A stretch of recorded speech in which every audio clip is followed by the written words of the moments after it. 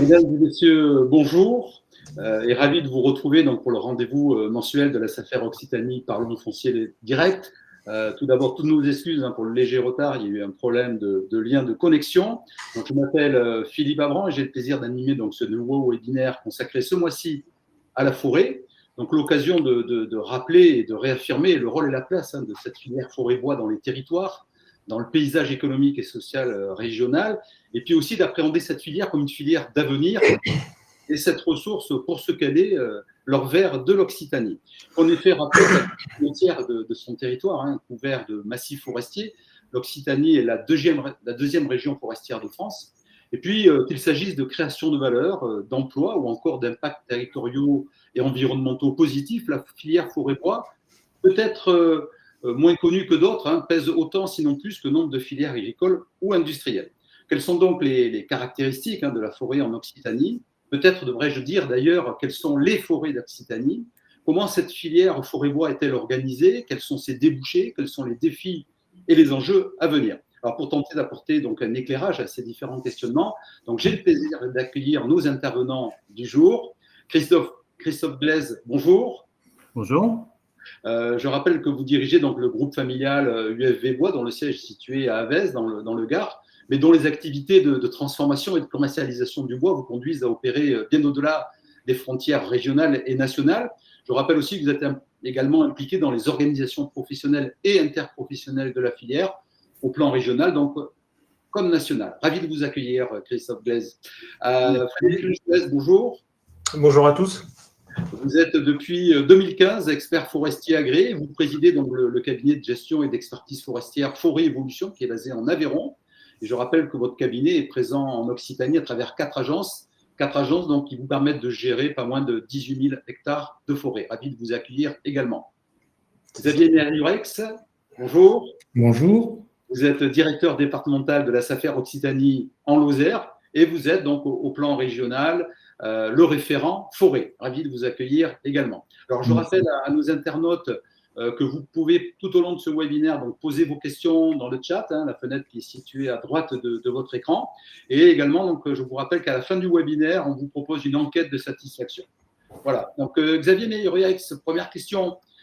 Donc, directeur départemental de la SAFER en Lozère, référent forêt. Quelles sont d'ailleurs les raisons qui ont conduit la SAFER Occitanie à proposer un webinaire sur le thème de la forêt avec ce qualificatif d'or vert de l'Occitanie? Alors, vous avez commencé à expliquer un petit peu le contexte forestier en Occitanie, vous l'avez dit, c'est un tiers de la superficie de la région, c'est précisément 2 millions, un petit peu plus de 2 600 000 hectares, et donc c'est très important donc, en termes de superficie, et donc pour un opérateur foncier comme la SAFER en région, c'est un territoire qui pour nous est important, la forêt. La forêt, c'est aussi un axe de notre PPAS. Alors, PPAS, c'est le programme pluriannuel d'activité des SAFER. Donc, c'est un petit peu la feuille de route des SAFER donc sur ce nombre d'années. Et actuellement, donc, nous sommes sur le PPAS 2022-2028. Ce programme a été préparé avec le concours de nos ministères de tutelle, le ministère de l'Agriculture, le ministère des Finances, et plus particulièrement la DRAF et la Direction régionale des finances publiques. Et donc, ce PPAS a un volet forestier, donc, un volet qui est consacré à la forêt, qui s'intitule « Valorisation des forêts et des milieux naturels », avec plusieurs déclinaisons opérationnelles dont on pourra parler dans ce webinaire. Alors, la SAFER est bien évidemment parfaitement identifiée comme opérateur foncier, vous venez de le rappeler. C'est aussi l'instrument des politiques publiques, bien sûr en direction de l'agriculture, mais aussi avec la forêt. Ça fait partie donc de votre programme pluriannuel d'activité. Plus précisément, quelles sont vos relations avec le secteur forestier ? Alors, je voudrais commencer par rappeler un point très important, c'est la présence des forestiers dans nos instances décisionnelles. Conseil d'administration de la SAFER, donc les forestiers sont représentés. Dans nos commissions départementales, les comités techniques départementaux, qui sont un petit peu les parlements du foncier, les forestiers sont représentés. Et dans nos instances locales, donc les commissions locales, les forestiers sont aussi représentés. Cette présence des forestiers, je dirais qu'elle est à la fois nécessaire et reconnue. Nécessaire parce que nous traitons de plus en plus de dossiers forestiers et reconnue parce que l'expertise des forestiers nous est très importante. Ils connaissent leur domaine d'activité et lorsque nous examinons des dossiers forestiers, leur rapport est très important. Nos relations ne s'arrêtent pas là, donc avec le secteur de la forêt, c'est aussi des conventions de partenariat. Par exemple, nous avons une convention de partenariat avec le Centre régional de la propriété forestière le CRPF, sur tout ce qui touche à la restructuration foncière forestière. Nous avons une convention avec Sylvadoc, qui est l'union des coopératives qui interviennent, en tout cas qui sont présentes sur les territoires régionaux d'Occitanie. Donc Sylvadoc, c'est à peu près 4000 propriétaires forestiers qui gèrent 80 000 hectares. Nous avons aussi un partenariat avec l'Union des communes forestières d'Occitanie, donc c'est un petit peu plus de 1200 communes.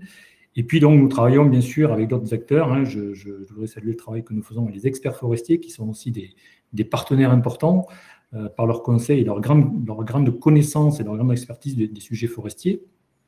Et puis donc nous avons des contacts et des relations avec d'autres acteurs. La semaine prochaine, par exemple, nous rencontrons le président de FIBOA Occitanie. FIBOA Occitanie, c'est la filière interprofession de la filière. Merci Xavier. Premier éclairage, Frédéric Lejuez, je rappelle que vous êtes expert forestier et que vous présidez le cabinet donc, Forêt Évolution. Quand on affirme la forêt hors vert de l'Occitanie, qu'est-ce qui vous permet d'étayer, vous, cette affirmation? Alors, déjà quelques présentations macro, un peu au niveau régional. La forêt, comme vous le disiez en intitulé, donc en Occitanie, ça représente la deuxième région française en termes de surface, avec ce qui représente 37% du territoire régional est recouvert par la forêt. Dans ces 37%, une particularité par rapport à d'autres régions de France, c'est que 80% de cette forêt est privée, donc détenue par des propriétaires. Et le reste, donc les 20%, sont détenus par des collectivités. Ça peut être donc principalement les communes, l'État à travers les forêts domaniales et les départements. C'est plus à la marge. D'un point de vue de sa constitution, la forêt en Occitanie est à un peu plus de 70% feuillue. Voilà. Donc ça, c'est avec principalement le chêne, le hêtre, le châtaignier. Le reste, donc les 28%, sont résineuses, avec comme première essence le sapin. Donc ça, c'est plutôt sur la partie montagnarde d'Occitanie, les Pyrénées et une partie du Massif central. Et donc cette forêt occitane, donc elle est gérée en partie par l'ONF sur les secteurs publics, les 20% dont on parlait. Les 80% privés sont en grande majorité non gérés. C'est une donnée qu'on n'a pas forcément en tête, mais moins de 50%, par exemple, est doté d'un plan de gestion. Le plan de gestion, c'est ce qui permet de mettre en œuvre la gestion forestière dans les propriétés, qu'elle soit faite par des experts, des coopératives ou des indépendants. Cette forêt en Occitanie, elle produit, donc elle est pour les forêts gérées, elle produit un peu plus de 40% du bois d'œuvre, du bois qui sert à faire de la construction, et principalement grâce aux résineux dont on parlait, les sapins, les épicéas et les douglas, en immense majorité. La partie feuillue, exploitation feuillue en Occitanie représente finalement une proportion très faible, moins de 20%. Et dans sa structure, donc cette forêt, parce que j'avais cru noter que dans sa structure, il y avait quand même un morcellement qui était relativement important, même s'il y a eu des programmes de reboisement qui ont permis de restructurer. Vous nous dire un mot justement de la structuration de ces massifs, parce qu'on a bien compris qu'il n'y avait pas une forêt, mais des forêts en Occitanie. Mais oui, alors le morcellement de la forêt en France, peut-être l'Occitanie sort pas de cette caractéristique, même si en Occitanie, l'Occitanie est constituée de départements dans lesquels les efforts du Fonds forestier national, donc après les années 60 jusqu'aux années 80, a permis déjà de remembrer une partie de zones où l'agriculture n'arrivait plus à survivre. Donc, tous ces territoires ont été plantés et remembrés. Donc ça permet d'avoir des forêts qui sont gérées et qui produisent et qui alimentent la filière bois en Occitanie. Alors, on parle principalement du Tarn, de l'Aveyron, de la Lozère dans ces départements. Et c'est ces départements qui produisent la majorité des bois qui alimentent la filière bois de la région. Et le reste, donc, ça fait quand on dit que moins de 50% de la forêt est gérée, c'est que le reste, finalement, c'est de la forêt morcelée où il est très difficile d'avoir un acte de gestion parce qu'elle est trop petite. Et ça, c'est commun à tout le territoire français. Ok, merci Frédéric pour ces premières informations. Christophe Glaise, donc je rappelle que vous dirigez le groupe UFV Bois. Quand on parle de forêt en Occitanie, Christophe, c'est bien sûr aussi aborder l'aval de la filière avec ses débouchés. Sur l'aval de la filière, comment est-ce que la filière est-elle organisée, Christophe Glaise? Oui, donc l'aval va donc s'attacher à transformer les produits dont Frédéric a parlé là, donc tout ce qui est issu de la forêt et qui est en fait avec un panel, comme disait Frédéric, on n'a que 40% de la forêt en plus qui est utilisable en bois construction. Donc on a aussi un panel d'acteurs qui va opérer dans des industries de la pâte à papier, du bois énergie. La forêt produit dans tout son cycle de vie des produits variés et on va avoir des acteurs qui vont interagir en partant sur les premiers produits sur des forêts qui vont aller nativement vers l'industrie ou l'énergie et après progressivement dans le cycle de vie de la forêt vers des industries, des professionnels de l'emballage, de la caisserie, puis des professionnels qui vont transformer du bois d'œuvre. Donc voilà, donc on a en fait des activités qui sont semi-industrielles ou industrielles dans ces domaines-là. Et après, on a toutes les activités aussi liées à la mise en œuvre du matériau. Donc, dans les scieries qu'on voit dans nos territoires, on va faire ce qu'on appelle la première transformation, mais qui va nécessiter après des activités de finition pour assembler des palettes, de l'emballage, pour produire un matériau propre à la construction. Donc, on va le sécher, on va le raboter, on va le coller. Et pour pouvoir après donc réaliser des ouvrages, les commercialiser. On a tout un réseau de négoces aussi qui agit dans la commercialisation du bois et aussi des acteurs propres à tout ce qui est architecture, bureau d'études, formation. Donc on a un panel d'acteurs qui est assez large.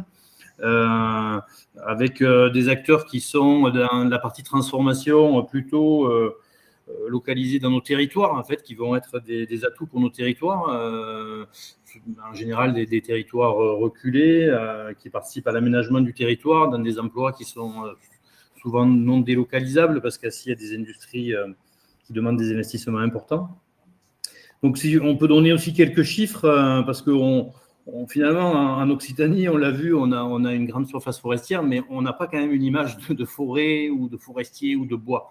Quand on dit, moi je vois quand on fait visiter nos entreprises, les gens sont assez ébahis, ils pensent que le bois il est peu transformé dans les Alpes ou dans les Vosges, et on a peu cette image en fait, qui émerge de l'Occitanie ou de l'ex-Midi-Pyrénées ou de l'ex-Languedoc-Roussillon.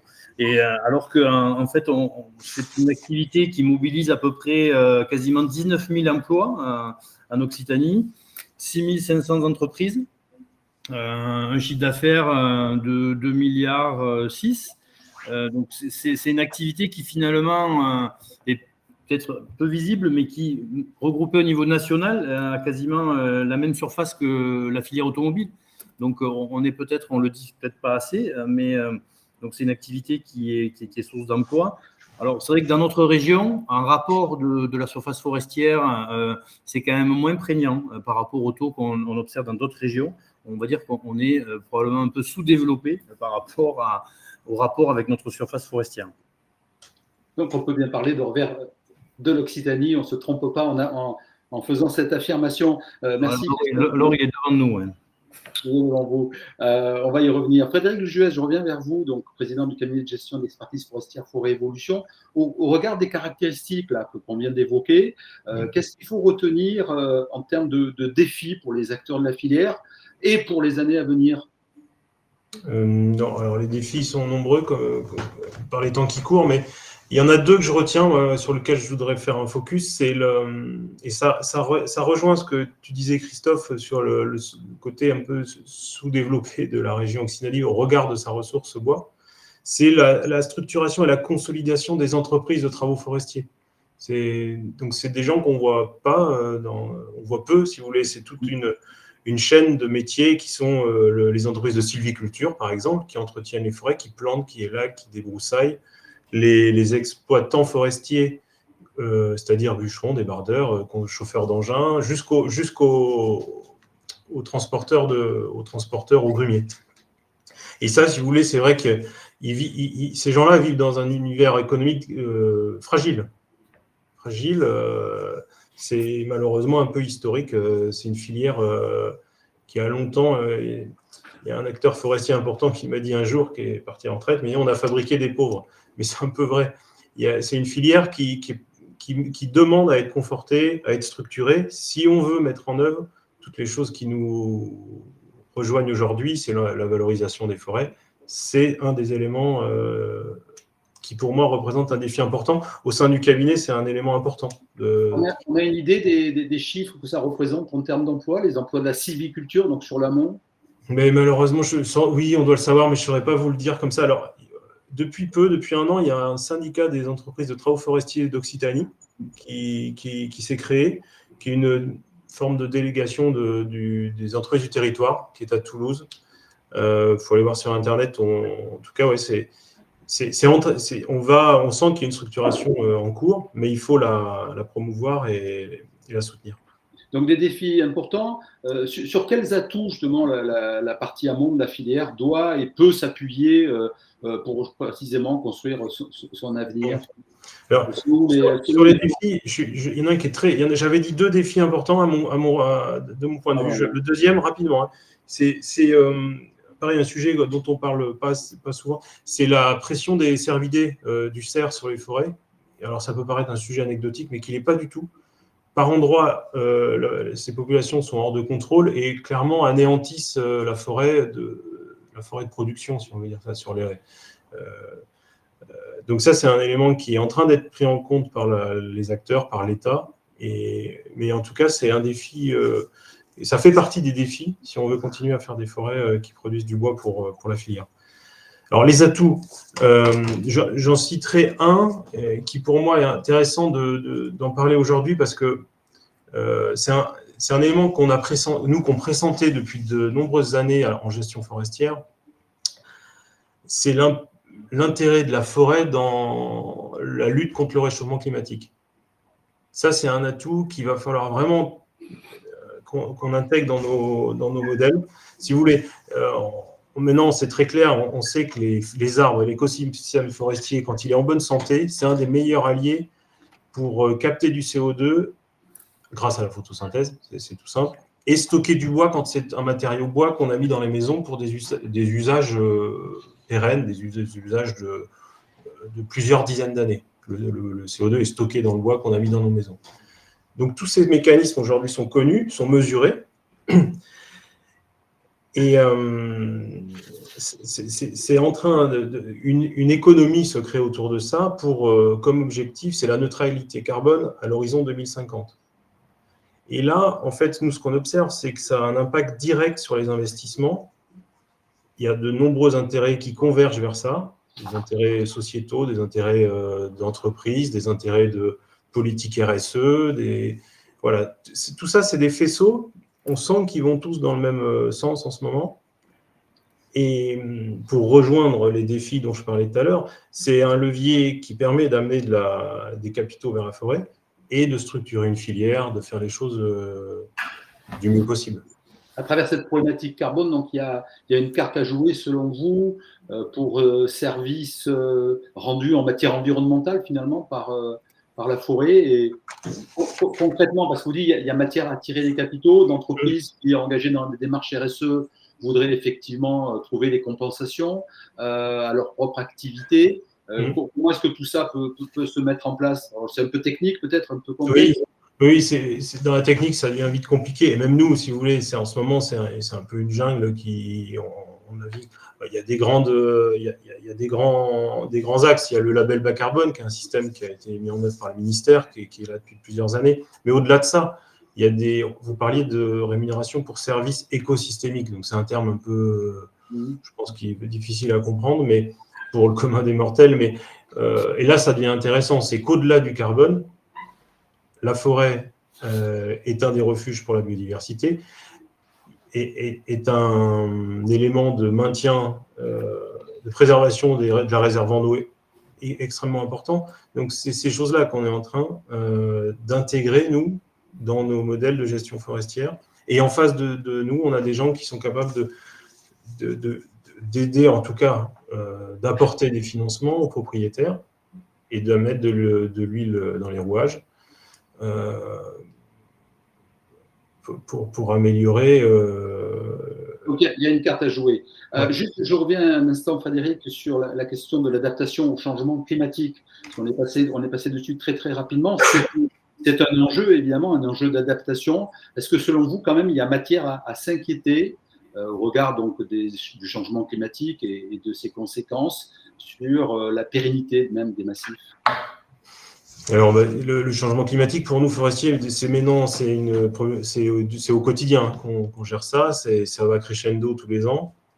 Alors, c'est un bouleversement pour le forestier parce que symboliquement, le forestier, c'était cette capacité à se projeter à plusieurs décennies, voire des siècles.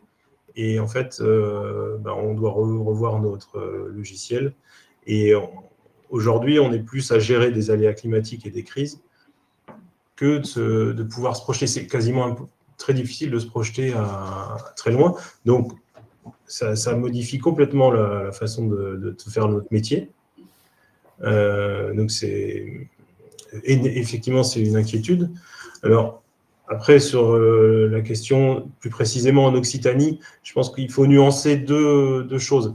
On parle beaucoup du scolite, des épicéas, c'est une réalité, mais finalement, c'est une forêt assez jeune qui a été installée il y a 50, 60, 70 ans, avec des arbres qui proviennent des Alpes à plus de 1000 mètres d'altitude.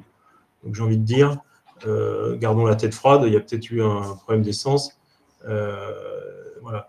Là où c'est plus déroutant pour nous, c'est qu'on a des peuplements, on peut se parler des sapinières ou des haies d'altitude, qui réellement sont en train de souffrir, on le voit, c'est moins brutal, mais ça arrive doucement. On peut parler du chêne pubescent sur les causses, du pin sylvestre. Et ça, c'est des arbres qui sont là depuis la dernière glaciation, enfin, des écosystèmes forestiers qui sont là depuis 10 000 ans. Et clairement, il se passe, le réchauffement climatique est à l'œuvre. Et ça, effectivement, c'est une forte inquiétude. Merci Frédéric pour ces dernières précisions. Christophe Glaise, dirigeant du groupe UFV Bois, je reviens vers vous. Comparativement à d'autres massifs, vous m'aviez indiqué quand on a préparé ce rendez-vous que ce qui pouvait poser problème en Occitanie, c'était la mobilisation du bois, comparativement justement à d'autres massifs. Est-ce que cette problématique de mobilisation du bois constitue un point de faiblesse en termes de compétitivité ou pas? Oui, alors c'est vrai qu'en tant que transformateur, quand on se compare à d'autres massifs, alors parfois les propriétaires disent mais tu me payes moins cher mon bois que si j'étais dans les Vosges ou dans les Alpes. C'est vrai que l'aspect qualitatif de la ressource, déjà, on est quand même en sud massif central, on touche la mer, donc c'est pas les mêmes catégories d'arbres qui sont un peu plus au nord de la France.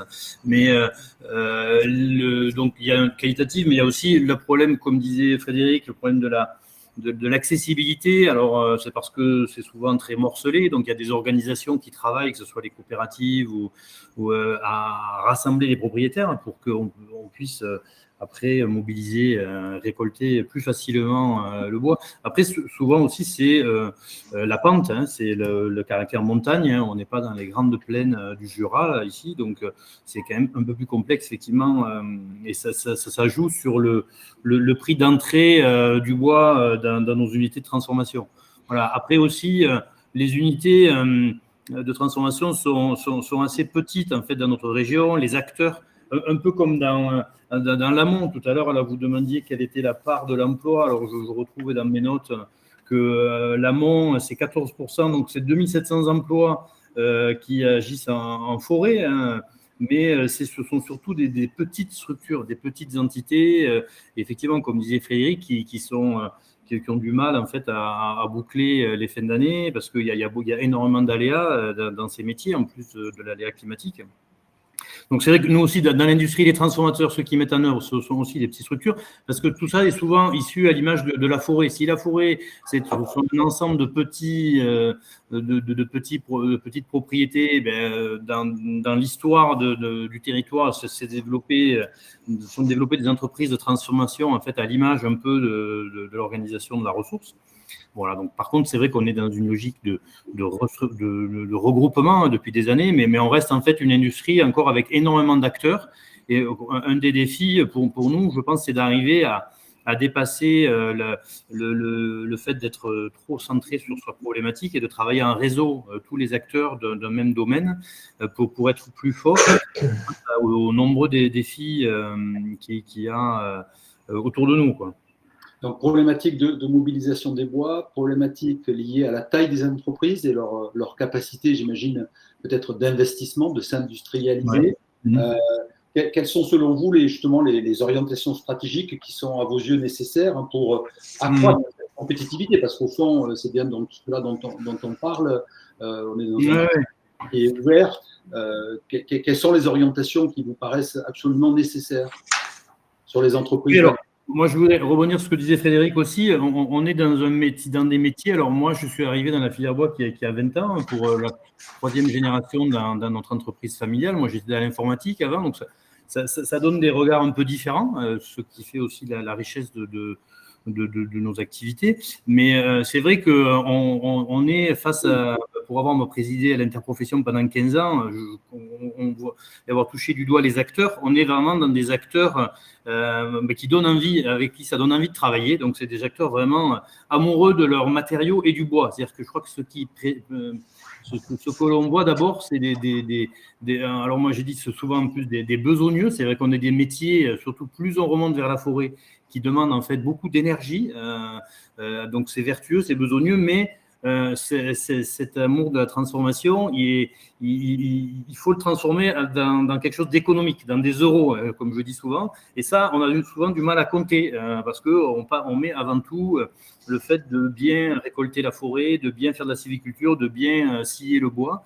Mais aujourd'hui, ça ne suffit pas. On ne peut pas être qu'un bon professionnel, on doit être aussi un bon comptable, un bon investisseur, un bon visionnaire sur la commercialisation de ces produits. Et je pense que c'est un peu ça qui nous manque dans la filière, c'est de travailler en fait ces domaines-là en parallèle aussi avec une bonne communication. Parce qu'on est vertueux, mais personne ne le sait. C'est-à-dire ce qu'on nous dit aujourd'hui, c'est attention, arrêtez de couper les bois parce que la forêt, tatati, tatata, elle souffre. Bon. Mais si on n'était pas là, elle souffrirait encore plus. Donc c'est en fait à prouver dans nos organisations, dans notre façon de travailler aussi. C'est vrai qu'on ne peut plus travailler dans nos entreprises. Si on veut attirer, on est quand même des métiers où ceux qui y sont en sont convaincus, mais on a besoin d'attirer des jeunes, on a besoin d'attirer et de conserver des collaborateurs. Et donc là aussi, on doit évoluer dans nos pratiques et dans cette nécessité de se structurer. Besoin donc d'une vision à long moyen terme, parce que quand on plante un arbre, évidemment, c'est souvent pas ceux qui le plantent qui le récoltent. Est-ce que donc il y a besoin de cette vision à long terme? Oui. L'un et l'autre d'ailleurs, Christophe Glaise comme Frédéric Lejuez, est-ce que vous avez le sentiment que les politiques forestières ou les politiques de développement économique des entreprises d'aval qui sont les vôtres, est-ce que vous avez le sentiment qu'il existe en France justement une vision partagée de l'ensemble des acteurs et des institutions qui vous accompagnent, vision partagée de moyen long terme, ou est-ce que cette vision elle reste encore à moi, je dirais effectivement, c'est le problème de la filière, c'est que moi, par exemple, skieur, là, je regarde à la limite plus mon budget. Enfin, on est sur des circuits, on va dire, un peu courts quand on les compare à la forêt, à la sylviculture que font l'amont. L'amont, on est sur des générations. On a planté un arbre et puis ça sera la deuxième génération qui va le récolter. Donc, alors que dans les entreprises, donc, on fait le grand écart avec des temps qui sont très différents. Et par contre, on a besoin d'une politique. Par contre, quand on investit en scierie, le ratio, c'est combien de millions d'euros on va mettre dans l'unité. On n'achète pas des visseuses ou des tronçonneuses portables. Donc, on a des investissements lourds qui doivent nous projeter sur 10 ans à venir et dans lesquels on ne pourra pas y revenir. Donc, on a besoin de politiques qui aillent dans la durée, ce qui est quand même très compliqué ces dernières années, hein, avec la fusion des régions, avec l'État, qui se cherche avec la volatilité des politiques d'État. Donc c'est assez compliqué de se projeter, alors qu'on a besoin de vraiment investir pour moderniser nos outils de transformation. Voilà. Mais encore une fois, on a besoin de travailler aussi vraiment la main dans la main avec la forêt, pour que la forêt, la sylviculture se fasse aussi dans un prolongement dans les industries et dans l'innovation. Nous, nos clients, je le vois, nous on fait du e-commerce, donc on vend à l'utilisateur final et l'utilisateur final, il veut des produits de plus en plus finis, de plus en plus prêts à être utilisés. Et là, il faut que l'ensemble de la filière y soit prêt. Frédéric Lejuez, oui. Merci Christophe. Frédéric Lejuez, sur cette vision à long terme, s'agissant des politiques forestières, est-ce que vous avez le sentiment justement qu'il y a une ambition partagée, il y a une vision partagée sur ce qu'il convient de faire au regard des différents enjeux et défis qu'on a évoqués? Bon, je pense qu'à ce niveau-là, on a pas mal de boulot à faire encore. On voit bien qu'il y a des difficultés de communication, enfin de compréhension entre cette forêt dont on parle tout à l'heure et une vision peut-être un peu idyllique et un peu caricaturale de la forêt. Une société qui s'est urbanisée, qui est détachée de la production, on sent bien. Et ça, moi, on le vit avec difficulté parce que je suis persuadé, moi, que un bûcheron, un planteur, un chauffeur de tracteur est aussi amoureux de la nature qu'un VTTiste vous voyez. Et ça, malheureusement, on n'a pas encore réussi à communiquer comme il fallait. On travaille. Je suis persuadé qu'on va y arriver, nous, aussi en tendant la main les forestiers, en sortant du paradigme des planches et machin des plans. On a un enjeu, tout à l'heure, on n'a pas eu le temps de parler de ça, mais sur les aménités. L'enjeu de rémunération aussi pour la préservation et l'amélioration de la biodiversité en forêt, c'est un enjeu énorme. Et ça, c'est des atouts qu'il faut qu'on mette en avant. J'ai vu dans les petits dialogues là sur la droite que tout à l'heure je parlais de l'anéantissement de la forêt en forêt de production. C'est ciblé sur certaines forêts, mais ça peut présager de ce qui peut se passer dans des zones plus étendues si on ne prend pas garde à l'équilibre entre le cerf et la forêt. Mais voilà. Et comme quoi ça peut dériver vite, le ressenti sur la forêt, il est à fleur de peau chez tout le monde. C'est normal parce qu'on parle d'un endroit, il y a un imaginaire, et donc tout ça, c'est la vision partagée. Elle est, à mon avis, on n'en est pas là, mais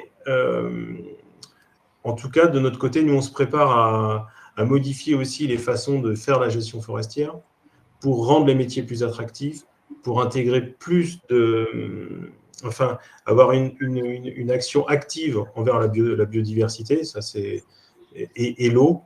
Et ne plus parler que des nombres d'arbres plantés et des mètres cubes de planches.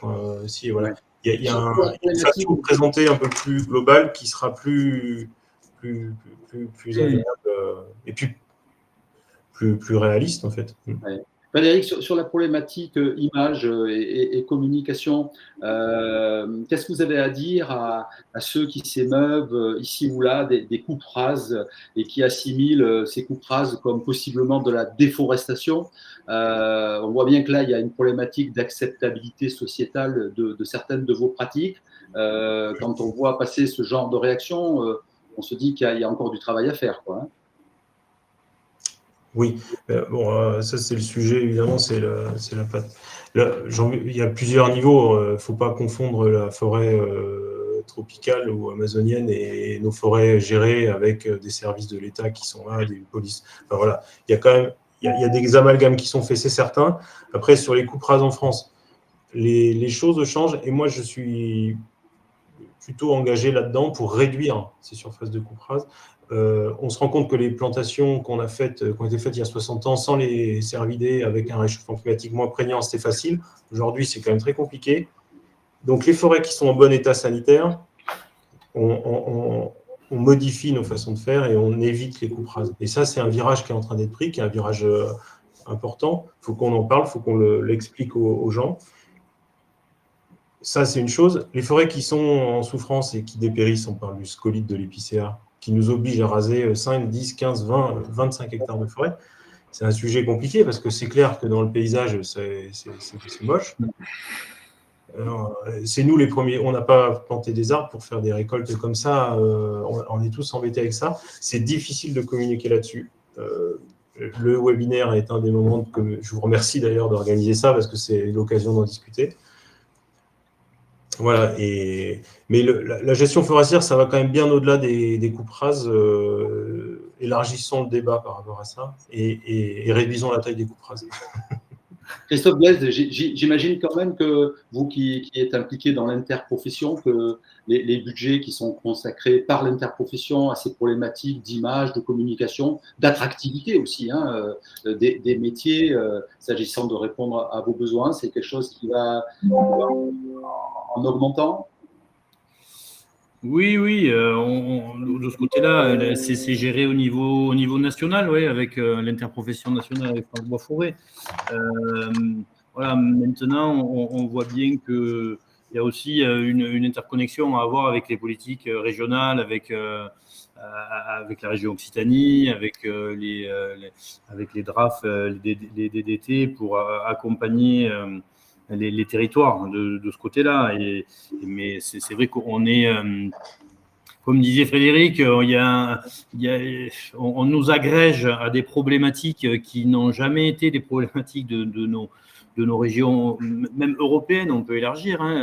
On nous agrège à des phénomènes de déforestation qui sont en Amérique du Sud ou en Afrique. Et de là, on fait... on est de toute façon dans une logique de tout ou rien actuellement. Et donc, c'est vrai que c'est un défi parce qu'on sait ce qu'on fait. Comme disait Frédéric tout à l'heure, le vététiste, il protège autant la forêt que celui qui la récolte.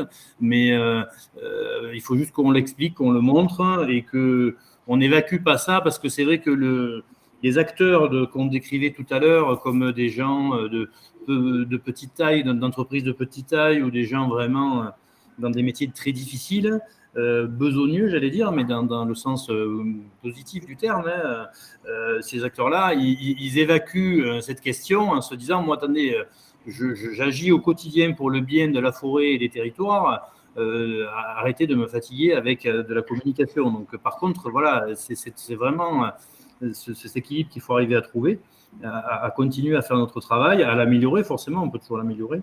Mais voilà, c'est pareil que dans nos entreprises, dans les entreprises aujourd'hui, attirer un jeune dans une entreprise de production, c'est un peu compliqué. Après que dans toute sa carrière, on va dire, étudiante, on lui a expliqué qu'il serait devant un écran avec une souris et qu'il ferait 35 heures et puis pas plus et qu'il aurait pas mal de congés. Donc c'est compliqué de lui expliquer qu'il va falloir qu'il s'implique dans un outil de production.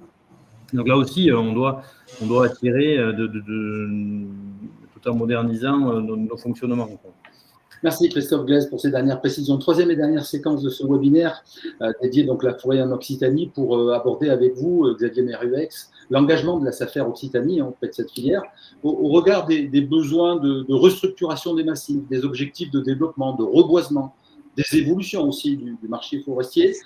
Quels peuvent être le rôle et l'accompagnement de la SAFER Occitanie auprès des acteurs de la filière forêt-bois? Alors, dans un premier temps, par exemple, sur ce que nous traitons en dossier forestier, ou en tout cas un dossier d'indication forestière, nous sommes vigilants sur la destination du bien, à travers un cahier des charges forestier qui fixe un petit peu les orientations et le maintien et la garantie de maintien de cette propriété en forêt. Donc ça, c'est un point important, donc le cahier des charges SAFER. Ensuite, on a développé depuis maintenant quelques années ce qu'on appelle la bourse foncière forestière. Donc Christophe et Frédéric ont évoqué la problématique du morcellement de la propriété forestière. Et donc ça, c'est un vrai sujet. Donc là-dessus, on a développé il y a quelques années une bourse forestière avec le concours de l'aide de la région Occitanie, du conseil régional, et avec nos partenaires du CRPF. C'est destiné aux petits propriétaires forestiers, entre 1 et 5 hectares, et donc l'objectif, c'est de favoriser donc, le regroupement du parcellaire forestier. C'est un outil web donc, sur lequel vous accédez sur une plateforme et vous pouvez proposer des parcelles en échange et voir s'il n'y a pas des parcelles qui peuvent vous intéresser à côté de votre propriété. Donc aujourd'hui, la bourse forestière est déployée sur 10 départements d'Occitanie, donc ce qui n'est pas neutre. Donc, on va finir le déploiement. Ensuite, donc, on est en train de réfléchir à remodeler un petit peu l'interface pour la facilité d'utilisation aux différents propriétaires. Enfin, voilà, donc on a ce travail-là qui est fait sur la restructuration, puisque c'est un des sujets de mobilisation du bois en Occitanie. Si déjà les propriétaires ne sont pas sensibilisés au sujet, c'est compliqué. Deuxième chose, on a engagé une réflexion sur la connaissance des marchés forestiers. Donc ça, c'est quelque chose qu'on fait au niveau national, mais qui sera décliné en région. Donc là, c'est un indicateur que nous menons avec le Centre national de la propriété forestière et Francilva. Donc c'est une analyse à dire d'experts, c'est qu'est-ce qui se passe sur le marché, comment on analyse ce marché, qu'est-ce qu'on peut faire. Et surtout, on s'aperçoit par exemple qu'il y a des forêts ou des surfaces qui sont vendues sur lesquelles il n'y a pas de plan simple de gestion, des forêts qui peuvent être soumises à plan simple de gestion. Et donc là, ça serait comment sensibiliser les propriétaires forestiers à mettre en place un plan simple de gestion, puisque la mobilisation du bois commence par là, une bonne gestion de la forêt. Donc ça, c'est quelque chose qui est en cours. Et donc, ça nous permettra aussi à nous de mesurer un petit peu, de manière plus précise, notre marché forestier en SAFER, voir un petit peu si c'est plutôt des feuillus qui sont vendus, si c'est plutôt des résineux. Donc là, il y a tout un travail qui est pleinement mené avec la FN SAFER et donc la SAFER Occitanie aussi. On évoquait tout à l'heure, Xavier, et avec Christophe, donc, les démarches RSE des grandes entreprises qui pouvaient peut-être trouver des réponses à leurs problématiques avec les acteurs de la filière forêt-bois. La SAFER Occitanie est elle-même engagée dans une démarche RSE. En quoi cette démarche RSE est en phase avec le positionnement qui est le vôtre aujourd'hui auprès des acteurs de la filière ? Alors ça, c'est une longue histoire. C'est une histoire qui commence quasiment à l'origine de la SAFER, puisque les SAFER ont contribué à la création des groupements forestiers dans les années 70, donc dans toute la région. Et aujourd'hui, donc la SAFER Occitanie est encore propriétaire de parts sociales dans une vingtaine de groupements forestiers sur le Tarn, sur le Lot, enfin plusieurs départements. Et donc, à l'époque, la SAFER avait accompagné la création des groupements, c'est-à-dire que certains propriétaires ne souhaitaient pas rentrer dans le groupement forestier, préféraient vendre leurs parcelles, et donc il était demandé aux SAFER d'acheter des parcelles et de les apporter donc, dans le groupement forestier, et donc la SAFER devenait propriétaire de parts sociales. L'histoire a fait que les groupements forestiers n'ont pas pu racheter des parts sociales et que nous sommes encore propriétaires, 30 ou 40 ans après, de parts sociales. Donc, dans le cadre donc, un petit peu de notre politique RSE, mais pas que, on a commencé à s'intéresser un petit peu à ces parts de groupements forestiers, voir un petit peu qu'est-ce qui nous restait, qu'est-ce qu'on pouvait faire avec. Et on s'est aperçu que dans un bon nombre de groupements forestiers, il y a 450 groupements forestiers en Occitanie, on s'est aperçu, donc, dans la vingtaine sur laquelle nous avons des parts sociales, qu'il y avait une espèce de je dirais, pas d'abandon, mais une gestion qui était compliquée. Les gérants avaient du mal à mobiliser les propriétaires, avec des groupements forestiers où il y a des fois plus de 50 porteurs de parts sociales, hein, donc c'est compliqué à gérer. Donc ce qu'on a décidé de faire, c'est d'accompagner, en tout cas pour les groupements forestiers sur lesquels nous sommes porteurs parfois de quelques parts sociales, des fois il y en a très peu, d'aider ces groupements forestiers un petit peu à retrouver une dynamique et donc d'essayer de repartir, de voir un petit peu qu'est-ce qui se passe, pourquoi il manque le cabis, il manque des choses, et de les accompagner. Alors je vous prends un exemple pour bien illustrer mon propos. Sur le département de l'Hérault, donc à Avesnes, il y a un petit groupement forestier qui a fait 54 hectares. Donc la SAFER est propriétaire de 19% des parts sociales. La compagnie Baronne-Languedoc-Roussillon, Baronne-Languedoc est propriétaire de 30% des parts. Et puis, il y a une multitude de petits propriétaires, une vingtaine de propriétaires actionnaires. Et donc là, on nous a sollicité pour essayer de relancer ces groupements forestiers. C'est un groupement forestier qui est situé sur la commune d'Avesnes. Et donc, il y a des enjeux en termes de DFCI, il y a des enjeux en termes paysagers, puisqu'on est très proche du village. Il y a des enjeux en termes de biodiversité, puisque là, on est en zone SNIEF. Et donc, Frédéric parlait tout à l'heure de tous les enjeux de biodiversité liés à la forêt. Là, on est complètement dedans. Et puis, donc, on est aussi dans l'impluvium de la station du groupe Fabre, hein, donc sur Avesnes. Et donc là, on a relancé un petit peu tout ça. On essaie d'accompagner le groupement forestier pour redynamiser un petit peu toute son activité. Et puis, donc, on prend en compte tous ces aspects biodiversité. Donc ça, je dirais, c'est un petit peu la démarche proactive de la SAFER sur ce sujet-là. Donc, à travers notre démarche RSE aussi, ça fait partie, c'est une partie intégrante de notre démarche RSE. Donc, si la SAFER a fait le choix de s'engager dans la gestion de ce massif, c'est en raison de la sollicitation des propriétaires, je le répète, mais c'est aussi pour accompagner tout ce qui peut contribuer, je dirais, à des sujets qui sont éminemment d'actualité. Frédéric et Christophe en parlaient, c'est la captation du carbone, c'est le maintien de la biodiversité, c'est, par exemple, l'autre jour, je ne suis pas un spécialiste de la transformation, Christophe me dira mieux que moi, mais quelqu'un m'expliquait que dans une poutre de bois, on pouvait stocker jusqu'à 15 kg de carbone. Donc, je ne sais pas si c'est exact ou pas, mais c'est un sujet. Et donc, tout ça, ça fait partie, je dirais, d'un ensemble qui permet je dirais, à ce que la forêt puisse permettre donc, de répondre aux enjeux actuels. Merci Xavier donc, pour ces dernières informations. On arrive au terme de ce webinaire. On a pris un tout petit peu de retard. On a beaucoup de questions. On va essayer de répondre à un maximum. Première question peut-être pour Frédéric Lujuez qui dit « Je souhaite acheter de la forêt, mais n'étant pas spécialiste, à qui dois-je déléguer sa gestion ? À Forêt Évolution ?» Vous m'avez doublé. Elle était pour vous, celle-là. Réponse politique, là.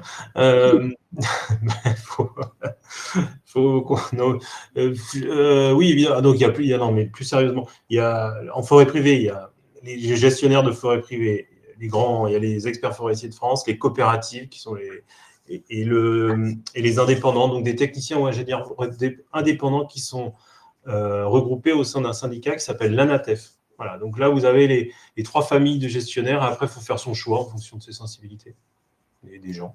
Parce que la gestion forestière, c'est une histoire de confiance et de relations. C'est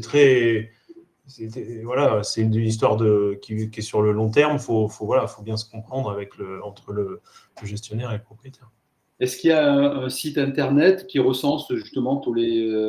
Alors, le CNPF, donc, qui est l'organisme public qui chapeaute les forêts privées, a évidemment la liste par département des gestionnaires.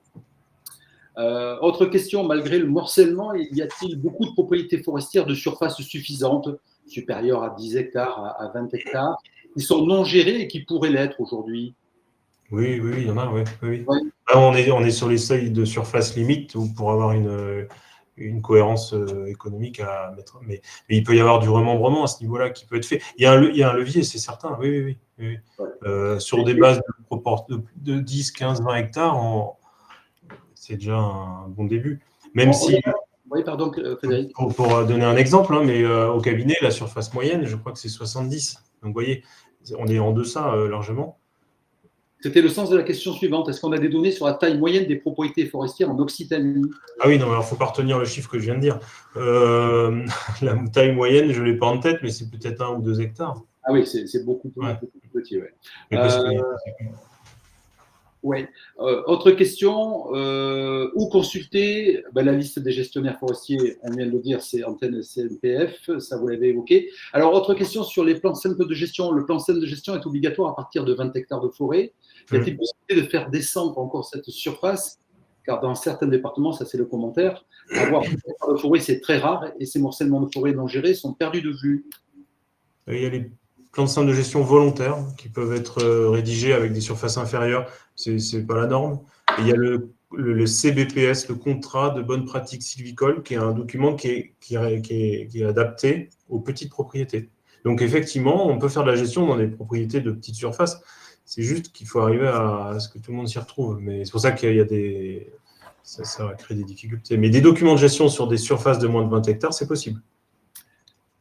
Question sur les plans de chasse. Les plans de chasse dits préfectoraux concernent-ils les forêts privées ? Et le propriétaire peut-il décider de cela sur ses parcelles ?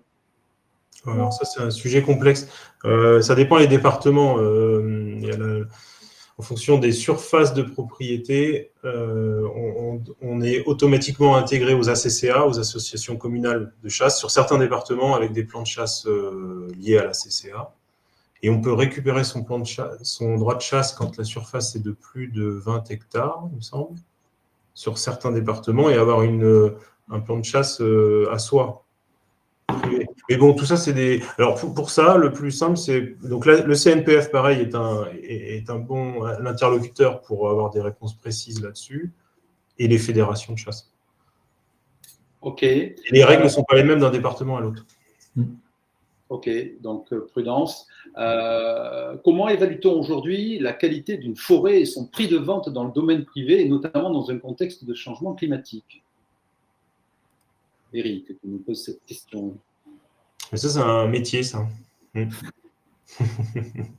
mais c'est un métier. Alors, les experts forestiers ont fait énormément de valorisation de conseils à la vente, conseils à l'achat, succession, et le bloc changement climatique qui fait partie de l'expertise. C'est un élément comme un autre qu'on doit appréhender en fonction des expositions, de la pluvio annuelle, de la température moyenne. Voilà. On a des éléments factuels. Il y a une part de connaissances un peu plus empiriques liées à l'expérience. L'expertise forestière, c'est beaucoup lié à l'expérience. Donc voilà, tout ça, ces paramètres sont intégrés à la valorisation d'un massif. Et il y a des gens dont c'est le métier, notamment les experts forestiers. OK. Alors, j'ai une question. Question anonyme d'ailleurs. Est-il envisagé de laisser des forêts en libre croissance, entre parenthèses, sans coupe, sans intervention humaine? Et une question qui rajoute, est-ce une bonne idée? Ça, c'est un débat plus philosophique. Ça existe. Il y a plusieurs groupements forestiers qui sont destinés à mise sous cloche. Si vous voulez, ça peut satisfaire, ça peut être une option hein, je pense que d'avoir en forêt privée, même à l'échelle d'une propriété, il y a de plus en plus, on s'impose des zones de repos, enfin, ou en tout cas de libre évolution. 5-10% de la propriété, en quelque sorte, est protégée. Et tout est dans la nuance, si vous voulez, je pense. En fait, ce qu'on dit souvent entre forestiers, c'est qu'en fait, la forêt n'a pas besoin de nous. Elle se débrouille très bien toute seule. À partir du moment où on va piocher de la ressource, de la matière première en forêt, ce que fait l'homme depuis longtemps, on se doit de redonner quelque chose à la forêt, en tout cas de faire en sorte que la prochaine fois qu'on repasse, il y ait la même matière que ce qu'on avait prélevé, ou encore mieux. On se doit d'avoir une intervention. Donc ça, c'est utile. Si on met tout sous cloche, ça va poser un problème. Mais ce n'est pas le cas. Le sujet. Dernière question, Frédéric. Y a-t-il de nouvelles espèces d'arbres, je crois qu'on l'a un petit peu évoqué, mais peut-être faut-il le repréciser, plus adaptées au réchauffement climatique, à la sécheresse, qui seront demain donc à planter en Occitanie? Oui, alors ça fait partie des nouveaux paradigmes du métier de forestier. On recherche, il y a beaucoup d'échanges qui se pratiquent entre, alors là, toute la filière, aussi bien l'ONF, même des pays voisins, des modélisations qui sont faites. On a des indicateurs de résistance à la sécheresse par essence, en fonction d'où on est. Donc, à ce niveau-là, il y a une partie d'expérimentation aussi qu'on met en œuvre dans nos forêts. Quand elles sont assez grandes, on fait des essais et on progresse. Alors, on peut nommer des essences. On parle souvent du cèdre, qui est d'origine d'Afrique du Nord. Enfin, il n'y a pas que lui. Il y a des pins, il y a des chênes. Oui, il y a des essences qui sont employées dans les reboisements et qui, évidemment, sont plus adaptées à un climat qui se réchauffe. Par exemple, le picéa commun n'est plus utilisé en boisement.